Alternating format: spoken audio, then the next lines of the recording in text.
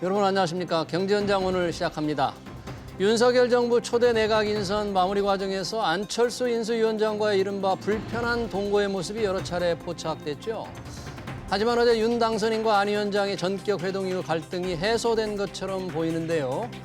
공동정부를 향한 불협화음이 이 정도로 봉합이 될지, 그리고 새 정부는 법인세를 낮출 것인지 금요경제 토론에서 짚어보겠습니다. 유튜브 실시간 댓글 의견 주시면 토론에 반영합니다. 경제현장 오륜입니다. 금요경제 토론 두 분 오셨습니다. 김종석 전 의원 그리고 박원석 전 의원입니다. 두 분 어서 오세요. 네, 안녕하세요. 반갑습니다. 안녕하십니까. 저희 금요경제 토론 본격 시작하기 앞서서 오늘 정부가 2년 넘게 정말 힘들었던 이 사회적 거리두기 18일부터 이제 완전히 해제를 합니다. 박원석 의원님. 네. 자, 그러면 다음 주 월요일부터 어떻게 달라지는 겁니까, 이제? 일단 시간 제한이 없어지고 인원 제한도 없어지게 예. 되는 거죠. 종로에는 이제 최근까지도 영업 시간이 12시까지로 제한이 돼 있었고 네. 인원도 10명으로 제한이 돼 있었지 않습니까? 예. 근데 이제 이런 그 인원 시간의 제한이 전부 없어지고 네. 그다음에 실외에서의 그 행사 같은 경우에도 집회 등등 그것도 이제 명수 제한이 있었는데 그것도 네. 전면 해제되고 네. 영화관이나 공연장이나 이런 데서는 이제 전부 마스크를 쓰고 있어야 됐고 네. 음식물 섭취나 이런 게 불가능했는데 네. 그것도 좀 자유롭게 되는 것 같습니다. 다만 이제 마스크 착용은 네. 아직까지도 이게 이 감염 이 확산의 위험이 완전히 없어진 게 아니기 때문에 실내 마스크는 기본적으로 제한을 하고요. 실외 마스크에 대해서는 아마 단계적으로 네. 상황을 봐가면서 그 실외 마스크 착용을 하지 않아도 되는 것으로 그렇게 바뀌지 않을까 예상합니다. 실외 마스크는 보니까 이제 2주 후에 다시 논의한다. 그러니까 한 2주 정도만 실외에서 더 쓰면 실외에서는 이제 2주 후에는 마스크 네, 저도 그렇게 이해하고 없겠죠? 있습니다. 예, 예. 네. 그러면 이렇게 사회적 거리두기가 다 해제해서 시간 인원 제약 없어지면 이제 우리 그동안 고생했던 소상공인들 좀 영업에 상당히 좀 기대가 될까요? 그렇죠. 사실 이번 결정을 보면 이제 때가 됐다고 판단한 것 같아요. 그리고 어느 정도 과학적 근거도 있는 것 같은데 여전히 방역 분야 전문가들은 이제 우려를 표하고 있지 않습니까? 예. 그러니까 이제 과학으로만 보면 좀 시기상조인데 이게 또 현실 경제 상황을 고려하면 이제 정말 올 만큼 왔으니까 네. 정부가 그 중간에서 이제 정무적 판단을 한 것 같아요. 그래서 사실상 전면 해제를 했고 네. 이제는 1급 그 감염병을 2급으로 낮췄으니까 네. 이제 우리가 보통 계절 독감처럼 이제 개별 방역으로 자율적으로 조심하고 국가는 이제 그 치사율이나 네. 응급 시스템만 잘 관리하는 쪽으로 이제 가는 것이 맞지 않나. 그래서 저는 뭐 잘된 선택이라고 보고 있습니다. 지금 감염병 등급이 1급에서 2급으로 낮아지면 이제 확진자들의 격리 의무, 네. 자택 격리해야 되는 그것도 그건 바로 없어지는 건 아니죠? 바로는 아니고요. 네. 일단 1급에서 2급으로 낮추고 그 단계가 좀 안착되기를 지켜보겠다. 모니터링을 통해서 이게 좀 안착됐다 싶으면은 5월 말 정도 들어서 5월 이제 말. 자가격리 의무도 다 네. 해제하고 예. 이게 이제 1급에서 2급으로 낮아지면 달라지는 점이 또 한 가지가 있는데요. 예. 1급 감염병일 때는 국가가 전부 치료 비용을 부담을 했습니다. 근데 이제는 그 코로나 진단은 이 보건소가 아닌 민간병원에서 보건소는 이제 일부 계층에 대해서만 보건소에서 하고 민간병원에서 하고 그다음에 진단과 치료에 드는 비용도 건강보험을 통해서 본인이 부담하는 식으로 바뀌게 되고요. 예. 그리고 기존에 이제 자가격리 치료를 하게 되면 그동안에 일을 못 하게 되니까 그 일을 못 하는 거에 대한 소득 상실에 대한 지원금이라든지 여러 가지 지원들이 있었거든요. 뭐 농협 상품권도 지원해주고 근데 그런 것도 아마 다 없어지는 것으로 그렇게 변화가 있을 것 같습니다. 그러니까 이제 5월 말부터는 설령 코로나에 걸려도 마음껏 돌아다닐 수가 있게 되네요. 그동안 우리가 계절 독감 걸렸을 때 병원에 그냥 가서 거기도 PCR 검사를 하거든요. 네. 계절 독감도 양성 나오면 의사의 얘기는 집에 가서 외출하지 말고 그 가족들하고도 수건 같은 거 같이 쓰지 말고 며칠 푹 쉬어라 이제 이런 정도니까 아마 이 정부 판단도 이 오미크론은 이제 그런 정도로 봐도 되지 않느냐 하는 건데 아직도 그 변이의 가능성 때문에 이거 또 5월 말 가서 또 뭐 어떤 일이 벌어질지 모르니까 우리 계속 좀 유의해야 될 필요는 있다고 생각합니다. 정부는 이번에 사회적 거리두기를 해제하면서 스포츠 관람비 할인해주고 또 숙박비 할인해주는 그런 좀 인센티브를 곧 지금 시행한다고 하는데 이제 소상공인들 그런 기대와 함께 그동안 손실 보상을 좀 더 충분히 해달라 이런 요구를 이제 뭐 그동안도 계속 해왔는데 네. 어떻게 요구를 지금 하고 있습니까? 아마 지금 소상공인들이 기대가 좀 있을 겁니다. 어쨌든 대선 과정에서 여야 후보 모두 예. 충분한 손실 보상을 얘기를 했고 윤석열 당선인 같은 경우에는 뭐 취임 3개월 이내에 50조 추경을 통해 가지고 예. 손실 보상과 방역 지원금을 하겠다 얘기를 했기 때문에 지금 아마 인수위에서도 그 논의를 하고 있는 것 같고요. 예. 다만 이제 아직 윤석열 신임 정부가 출범한 상황이 아니기 때문에 예. 현 정부에서 추경 편성을 하기는 좀 어렵다고 현 정부의 입장을 밝혔고 그러면 아마 대통령 취임을 하고 나면 그 즉시 추경 논의에 들어가서 규모가 뭐 50조가 될지 그보다 조금 줄어들지는 모르겠으나 그동안 이제 소상공인들이 여러 형태로 또 피해를 많이 입었는데 그에 대한 어떤 지원이 이루어지지 않을까 예상을 합니다. 네. 근데 여기서 한 가지 유의해야 될 게요. 예. 이제 2년 동안 이제 눌려있던 소비 예. 지금 미국이나 유럽의 경우를 보면 풀면 말이죠. 예. 그 내수가 굉장히 폭발적으로 늘어나는 경향이 있어요. 근데 지금 우리나라도 지금 물가 상승 압력, 인플레이션 압력이 상당히 지금 굉장히 와 있거든요. 그렇죠. 그래서 이게 만약에 4, 5월 중에 이게 이제 방역 규제가 풀리면 네. 내수가 폭발적으로 급격히 늘 때 네. 물가 불안이 더 가중되지 않을까. 그래서 지금 한국은행은 지금 총재 부재 시에도 막 금리 올리는 판에 그렇죠. 또 뭐 몇십조 재정을 풀면 네. 이게 지금 우리나라 물가 안정에 어떤 영향을 미칠지 그래서 새로 출범하는 정부가 이 방역 규제 완화와 물가 안정과 네. 이것에 관해서 좀 굉장히 섬세한 미세 조정을 해야 될 거다 저는 그런 생각을 합니다. 결국 그걸 들어보니까 추경 규모를 놓고 조금 논란이 예상이 되네요. 윤석열 정부 뭐 50조 원을 얘기했지만 실제 편성 과정에서 어떻게 할지. 자, 오늘의 주제로 넘어가 보겠습니다. 안철수 인수위원장과 윤석열 대통령 당선인 간의 갈등. 어제 저녁 갑작스럽게 이제 전역을 해서 뭔가 갈등이 지금 봉합이 된 것처럼 이제 보도가 되고 있는데 박 의원님 어떻게 보십니까? 이제 잘 뭐 함께 공동정부 잘 될 것 같습니까? 근데 여전히 좀 불안정한 요인이 있는 것 같아요. 오늘 이제 안철수 위원장이 업무 복귀하면서 얘기했던 일성도 예. 공동정부의 취지를 훼손할 만한 일이 있었으나 어쨌든 인수위원장으로서 임기를 마지막까지 최선을 다하겠다 얘기를 했습니다. 예. 여전히 좀 불만이 있다는 얘기죠. 그리고 그 불만은 다름 아닌 이제 인사의 불만인 것 같고 예. 아마 안철수 후보 측에서도 인사 추천을 했을 텐데 그 추천된 인사들에 대한 별다른 그 고려가 이게 이제 장관 후보자 지명 과정에서 없었던 게 아닌가. 한 분도 안 받아들여진 예, 일단 뭐 셈이죠. 결과는 한 번도 결과적으로는. 안 받아들여졌고 그 결과 이전의 과정에서도 이제 충분한 검토와 그에 대한 존중이나 이런 게 아마 없었던 게 아닌가. 네. 물론 이제 인사라는 게 단순한 작업이 아니고 예. 검증도 통과해야 되고 정말 해당 분야의 최고의 적임자인가에 대한 여러 가지 평가들을 거치게 되지 않습니까? 예.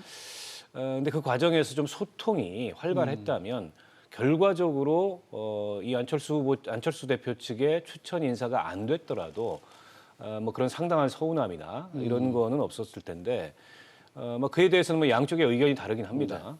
그 당선인 쪽에서는 충분히 소통했다는 입장이고 네. 안철수 그 위원장이나 혹은 안철수 위원장하고 가까운 그 최진석 교수 이런 최진석 분들 교수. 얘기를 들어보면 네. 결국에는 대통령 당선인 가까운 사람들 뭐 자격을 떠나서 그냥 임명한 거다 이런 박한 평가를 하고 있거든요. 네. 미루어 봤을 때 소통이 충분치 않았구나.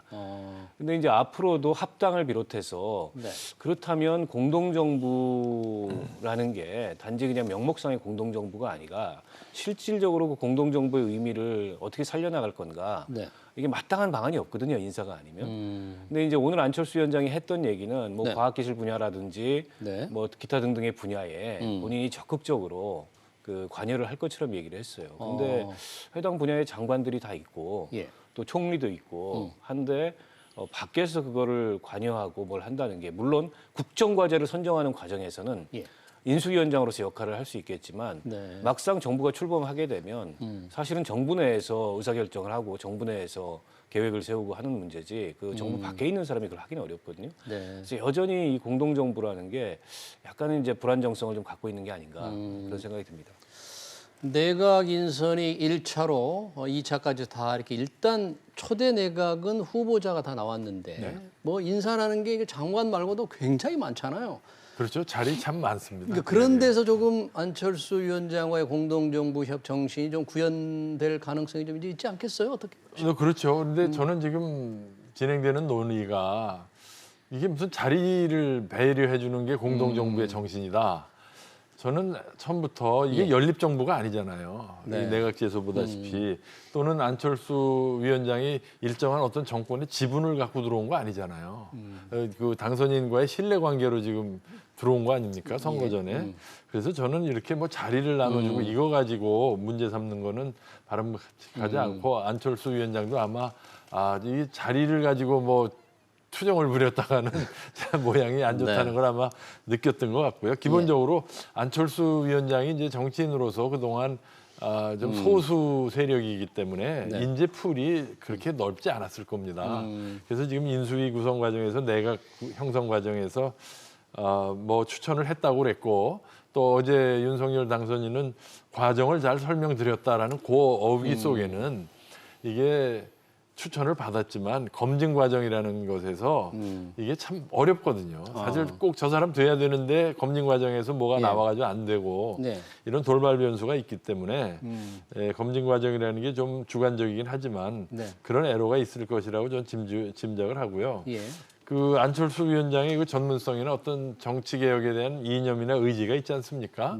이게 공동정부라면은 그런 뜻을 같이 한다는 의미로 앞으로 국정 운영에 있어서 그 윤석열 당선인과 어떤 그 가치를 공유하는 방식으로 공동정부를 가야지 자꾸 그 권력을 뭐 지분을 생각하고 연립정부처럼 하는 것은 지속 가능한 모델이 아니다. 저는 그렇게 생각을 합니다.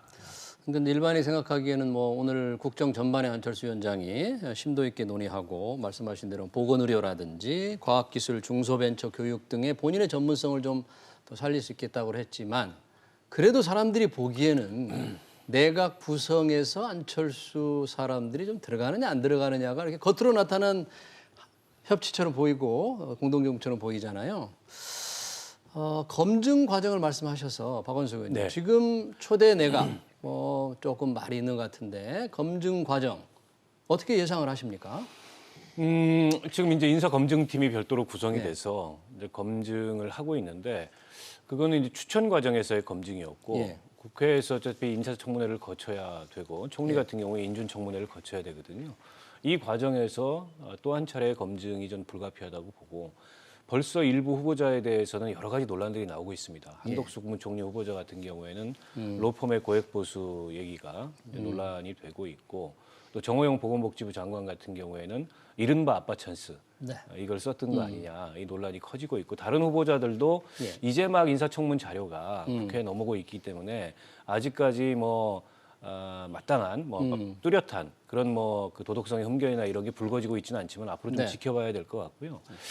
특히 이제 한동훈 후보자를 법무부 장관으로 지명함으로 인해서 어떻게 보면 이게 여야 간에 강대 강의 대치 정국으로 가는 거 아니냐 이런 전망들이 많은데요. 그 한동훈 후보자 법무부 장관이 전체 내각 이 검증과 또 청문회 통과에 미칠 파장이 작지 않을 것 같아요. 그래서 민주당으로서는 일종의 선전포고로 저걸 받아들이고 있기 때문에 그렇다면 그 국무총리 인준부터 이게 호락호락하게 물러설 수 없다. 이렇게 지금 뭐 결기를 다지고 있는 상황이어서 상당히 좀 그 초기 진통이 있지 않을까 예상합니다.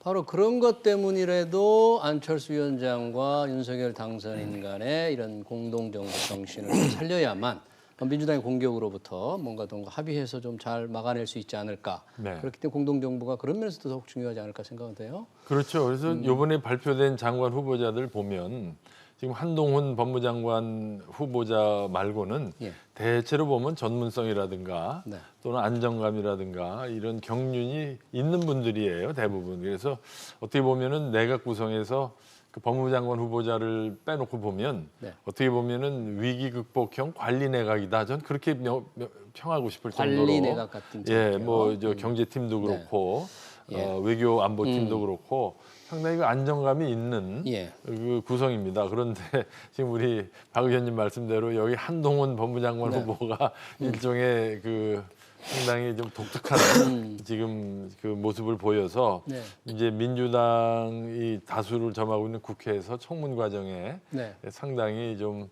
뭐라 그럴까요? 경론이랄까요? 논란이 심해질 것 같아서 그 와중에 어느 부서 장관 후보자가 또 유탄을 맞게 될지 뭐 5년 전에도 그랬고 10년 전에도 그랬습니다. 그 애꿎게 이제 또 여러 가지로 휘말려서 구설에 오르는 분들이 나오겠죠. 네, 두고 봐야죠. 역대 새 정권의 초대 내각에서도 이렇게 검증 과정에 탈락한 분들이 조금 있었습니까? 어떤? 아, 그럼요. 네. 뭐 박근혜 정부 시절만 하더라도 그 헌법재판관 하셨던 당시 김용준, 이분이 초대 총리로 그 추천이 됐는데 예. 낙마를 했고요. 사실은 박근혜 정부 시절에는 총리 잔혹사였습니다. 총리 잔혹사니까. 정홍원 총리는 그나마 청문회를 무사히 통과해서 이제 총리직을 수행했지만 그 뒤에 지명했던 안대희 총리 후보자, 이어서 지명됐던 문창국 후보자, 그냥 차례대로 낙마하는 바람에 본의 아니게 정홍원 총리가 임기를 굉장히 길게 했던 선례들이 있고 그 이전 정권으로 거슬러 가 보더라도 예. 이 초대 내각에 낙마 사례들이 꽤 있었죠. 네. 그러면 민주당 이번에도 좀 야당으로서 이 검증, 송곳 검증하겠다 벼르고 있을 텐데 한동훈 후보자가 법무부 장관 후보가 되지 않습니까? 네. 검찰에서 만약에 서울 중앙지검장이나 검찰총장이 된 것보다는 오히려 더 조금 칼을 놓은 셈이다 이런 표현도 맞는 것 같아요. 그거 참 주관적이더라고요. 네. 그러니까 장제원 의원은 페이스북에 칼을 내려놓고 펜을 쥐어줬다. 그러니까. 그래서 네. 상당히 그런 평을 또 바로 그냥 민주당에서는 대변인이 네. 펜이 아니라 총을 쥐어줬단 말이죠. 그래서 이게 저는 그 당선인이 조각을 하면서 예. 각 부처 장관을 임명할 때 일종의 이제 정책적 메시지인데 법무부 장관 후보로 한동훈 네. 그 씨를 지명했다는 거는 일종의 자기 페이스대로 네. 이 뭐랄까요 그 법무행정, 검찰행정을 끌고 가겠다는 메시지라고 저는 여겨집니다. 그래서 예. 민주당과의 갈등이 예상되지만 예. 결국 법무장관은 국회의 동의가 필요 없잖아요. 사실 문재인 정부가 뭐 30몇 건의 그 선례를 만들지 않았습니까? 네. 아마 그거 각오하고 지명했겠죠, 당선인이. 그러나 다만 이 총리는 이게 다른 문제거든요. 총리는 이제 그 의회의 동의를 받아야 되기 때문에 네. 이 과정에서 과연 민주당이 얼마나 강경한 입장을 취할 건가. 자칫하다가는 6월 1일로 다가온 지방선거에서 혹시 새 정부 출범에 발목을 잡았다는 프레임으로 짜져지면은 오히려 정치적으로 불리할 것이고 네. 이것이 여론의 흐름에 네. 아마 상당히 영향을 받을 것으로 저는 봅니다. 네. 박원순 의원님 한 분만 더 좀 얘기하고 싶은데 네. 그 고용노동부 장관 후보로 지명된 이정식 네. 후보자 네. 한노총에서만 뭐 30년 가까이 계셨던 게 노동계 분이시잖아요. 그렇죠. 굉장히 그런 분이 노동부 장관 된 거 조금 윤석열 대통령 당선이 뭔 메시지가 좀 있는 것 같아요? 그 윤석열 당선인이 그 노동 정책을 과연 어떻게 펼칠지에 대해서 예. 별다른 단서가 없었는데 어. 장관 후보를 지명한 거 보니까 아마 노동계와의 관계를 그렇게 경직되게 가져가지는 않겠다. 이제 이런 어떤 시그널을 준 것 같아요. 예. 이정식 후보자 같은 경우에는 30년 한국노총에 재직하면서 예. 노동계에 손꼽히는 정책 전문가입니다. 예. 그리고 그 동안에 이제 그 노사 관계를 포함해서 예. 또 노정 관계에서도 여러 가지 역할을 많이 했고 각종 이제 정부위원회나 이런 데 참여하면서 네. 검증된 그런 어떤 정책 전문가이기 때문에 예. 아마 이정식 후보자에 대해서는 노동계 쪽에서도 별다른 그런 반대나 비토의 목소리는 없고 오히려 환영의 목소리가 있고요. 물론 이제 민주노총 같은 경우에는 이분이 한국노총 출신이기 때문에 한국노총 분이니까. 뭐 내놓고서 그렇게 환영하는 목소리는 못 내더라도 예. 그러나 이제 노동계 쪽에 그 이정식 후보자를 오래 지켜봤던 그런 사람들 입장에서는 반대할 이유가 전혀 없는 상황이고요. 예. 어떻게 보면 그 다른 형태의 노정 관계를 좀 기대해 볼 수도 있는, 물론 장관 한 사람이 할 수 있는 일은 뭐 제한적이라고 볼 수도 있습니다. 예. 그리고 자칫하면은 뭐 정부와 그 노동계 사이에서 이러지도 저러지도 못하는 이제 그런 처지에 놓일 수 있는데 네. 어쨌든 그 한국노총 출신의 장관에게 예. 장관을 임명하고 그 장관에게 일정하게 힘을 실어준다면 이 문재인 정부의 노정 관계하고도 좀 다른 그런 노정 관계가 만들어질 수 있지 않을까 네. 그런 기대를 해봅니다. 네, 그러니까요. 어떻게 보면 한편으로는 그런 기대가 있을 수 있고 또 재계에서 만약 생각할 때는 노동시장의 유연화라는 그런 어떤 노동개혁을 이끌어내는 데는 혹시 조금 부족하지 않을까? 이렇게 걱정하는 분도 일부 있을 수도 있을 것 같아요. 그럼요. 이미 그런 얘기가 나오고 있습니다. 왜냐하면 지금 우리 경제 회복을 위해서 제일 우선적으로 해야 되는 개혁이 일자리 창출이나 성장, 잠재력 회복을 위해서 노동시장 개혁이 최우선돼야 된다는 것은 뭐 누구나 전문가들이 인정하는데 네. 특히 그 노동시장 개혁에서 핵심이 되는 게 이제 그 고용제도의 유연화라든가 예. 또는 최저임금제의 차등화라든가 또는 52시간제의 유연화라든가 이렇게 하나같이 쉽지 않은 것들인데 저도 뭐 듣기로는 그 노동장관 후보자가 상당히 유연하고 실용적인 분이라고 하는데 네. 지금 지난 5년 동안 문재인 정부 하에서의 노동개혁과 노동계의 그 행태를 볼 때 예. 과연 이렇게 유연하고 실용적으로 접근해서 개혁을 성공적으로 해낼 수 있을지 예, 저는 사실 일부 경제계나 이런 또 이쪽 우파 진영에서 우려하는 시각이 있다는 것도 사실입니다. 네. 우리 박원순 의원님께 들어보면 이정식 후보자는 그러면 야당 이제 더불어민주당이나 혹은 노동계에서는 이정식 후보자에 대해서 굉장히 적극적인 찬성 동의 이렇게만 하겠네요. 네, 별다른 문제 제기가 뭐 없을 겁니다. 네. 물론 이제 뭐 윤석열 정부의 장관 후보자이기 때문에 당연히 정책적으로나 아니면 다른 뭐 신상에 관한 사항에 대해서 검증은 있겠지만 일단 그 민주당이 보기에나 혹은 민주노총에서 보기에도 그동안의 이 노동정책 문제를 같이 오랫동안 상의하고 함께 해왔던 일종의 파트너 관계인 분이거든요. 아마도 이제 윤석열 당선인은 민주노총까지는 어떻게 하지는 못해도 노동계 한 축이라고 할 수 있는 한국노총은 확실하게 네. 이번 인사를 통해서 이 국정 운영의 파트너로 삼고 가겠다.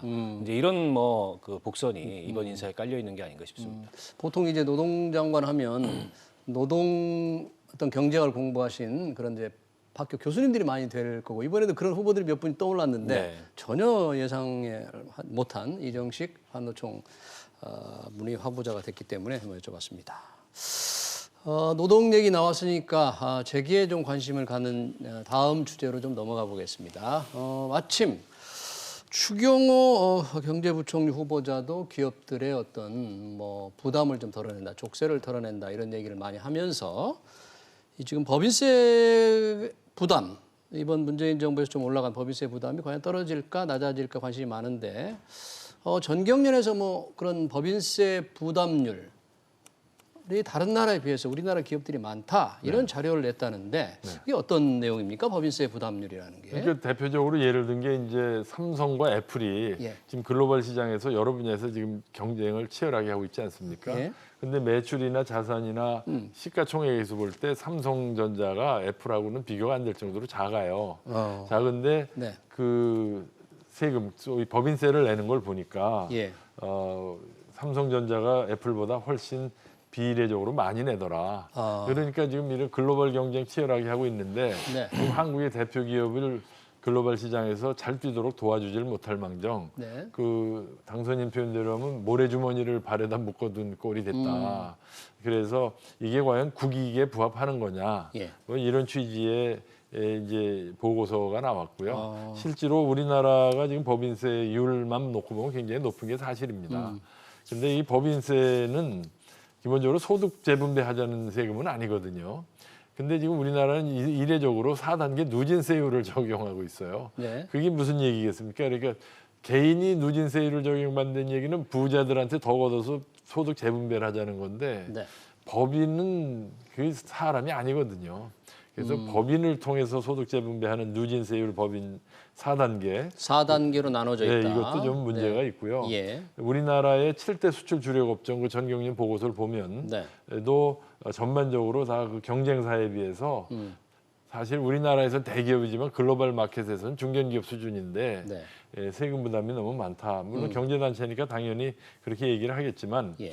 추경호 의원이 20대 국회의원으로 있을 때 대표 발의를 그 법인세 인하 대표 발의를 몇 건을 했습니다. 법인세 인하를 어떻게 하자고 주장을 최고 했습니까? 세율 25%를 20%로 낮추고 그 저기 세액공제를 높여서 투자 유인을 제공하는 취지의 법안을 제출하기도 했고 했으니까 아마 이 사람이 지금 부총리가 된다면 네. 아마 또 윤석열 정부의 그 정책 방향도 그렇고 예. 아마 법인세 인하에 적극 나서지 않을까 하는 게 제 예상입니다. 우리 법인세가 다른 나라와 이제 비교해서 과연 어느 정도 좀 높은지, 그리고 기업들의 바람은 어떤지, 또 그걸 바라보는 야당이나 이런 데서는 어떻게 생각할지. 박원석 의원님, 이 이슈가 만약에 윤석열 당선인 측에서 새 정부 구성에 밀고 나간다면 어떤 반응이 올까요?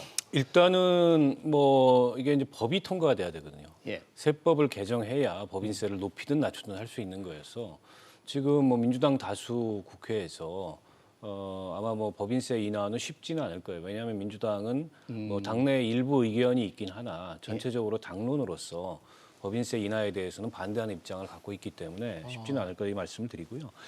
우리나라 법인세 그 세율이 명목세율이 예. 그 OECD 전체 평균으로 보면 그렇게 우리나라가 두드러지게 높은 수준은 아닙니다. 우리보다 더 높은 나라들이 상당수 있고요. 예. OECD 국가 중에서 14번째 정도 되는 걸로 제가 알고 있어요. 지금 여기 이제 표에는 네. 우리나라보다 좀 낮은 나라들만 이렇게 나와 있는데 예를 들어서 뭐 저쪽에 북유럽이라든지 이런 네. 나라들은 훨씬 더 명목세율이 높기 때문에 그런 점도 가만히 돼야 될 것 같고 네. 또 한 가지 중요한 게 실효세율입니다. 실효세율. 우리는 이제 각종 공제 감면 제도들이 많아가지고 네. 사실상 이 명목세율에 비해서 훨씬 더 낮은 법인세 그 실효세율을 갖고 있습니다.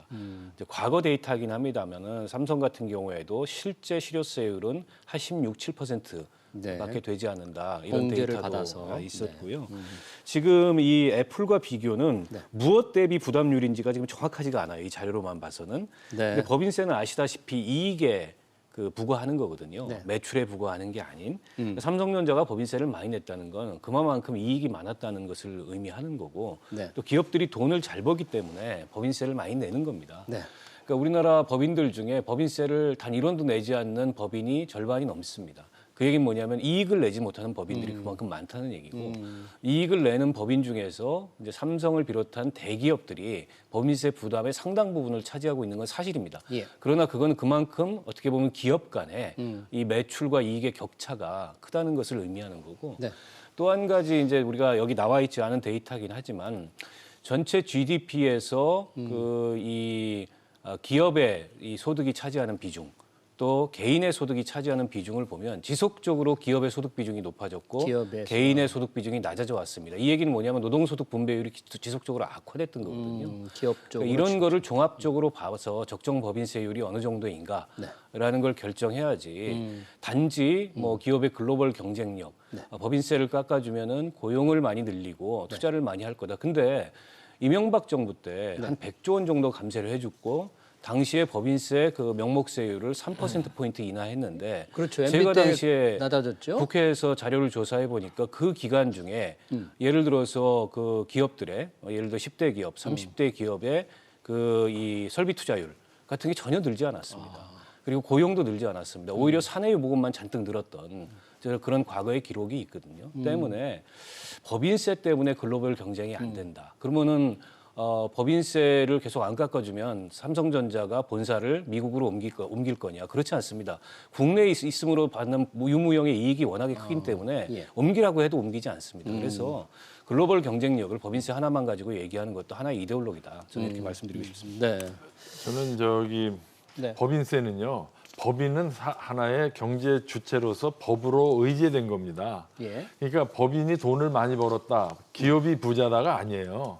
그러니까 법인이 그 번 돈은 네. 다 주주나 임직원, 협력업체, 소비자에게 분산이 됩니다. 그러니까 법인세를 올린다는 얘기는 네. 결국 그 부담은 대주주가 지는 게 아니고 네. 결국 법인의 그 잉여를 나눠 가지는 주주, 임직원, 협력업체, 소비자들이 지게 되는 모든 것이고 관련된 분들이 다 부담을 지게 그리고 된다. 세금 자체는 생산 원가에 들어가기 때문에 예. 지금 우리나라의 선도 기업들이 글로벌 시장에서 경쟁하는데 이 세금을 과중하게 내고 있다는 거는 그 자체가 생산 원가 상승 요인이 되고요. 예. 그다음에 MB 때 그 법인세를 깎았는데 투자와 이 고용이 늘지 않았다는 건 그 당시에 글로벌 금융 위기 때문에 경제 전체가 위축돼 있었어요. 네. 실제로 2018년에 미국이 법인세를 대폭 감면했는데 이후에 지금 미국 자료를 보면 법인세 수입이 증가하고 있어요. 트럼프 대통령이 뭐 엄청나게 깎았잖아요. 그런데 지금 법인세 총 수입이 늘어나고 있다니까요. 세율을 낮췄더니 그러니까 세금이 경제가 늘어난다? 활성화돼서 그래서 예. 이거는 좀 더 학술적인 논의가 좀 필요하고요. 예.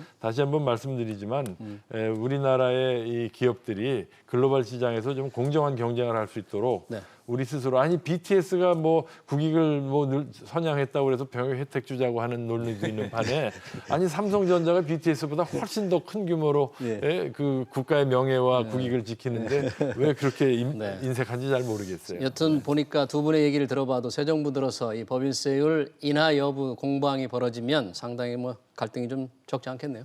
네, 한번 지켜보겠습니다. 네, 금요 경제 토론 여기서 마치겠습니다. 박원석 전 의원 그리고 김종석 전 의원이었습니다. 두 분 고맙습니다. 네, 고맙습니다. 네.